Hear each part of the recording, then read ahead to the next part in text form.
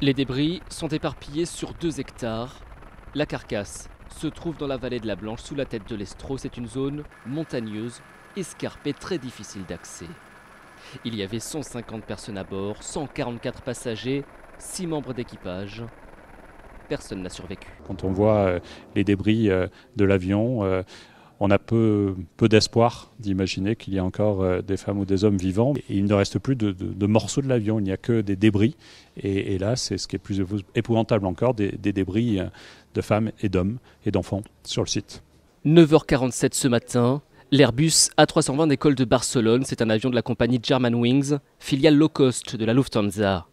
Son plan de vol prévoit un passage près de Lyon, Dijon et Metz pour atterrir à Düsseldorf, en Allemagne, peu avant midi.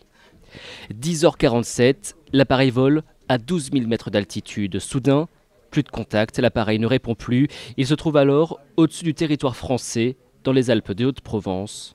Sa chute dure 8 minutes. En fait, j'ai vu pendant 2-3 secondes l'avion à basse altitude et bon, dès que je l'ai vu, j'ai compris qu'il allait s'écraser, parce qu'avec l'Estro à 3000 mètres, voilà, c'est pas possible, parce que ça fait pas vraiment de bruit. Voilà, il n'y avait pas de fumée, il n'y avait rien de spécial, Et je bricolais derrière chez moi, j'ai vu un avion qui passait, j'ai dit il est un peu bas, voilà, je l'ai vu pendant 5 secondes. Il n'y a plus de morceaux pour désincarcérer, il n'y a plus rien, il n'y a plus rien. L'avion a disparu totalement. On ne connaît pas pour le moment les causes de ce crash, le plus grave en France depuis 34 ans. Le pilote avait plus de 10 ans d'expérience et 6000 heures de vol.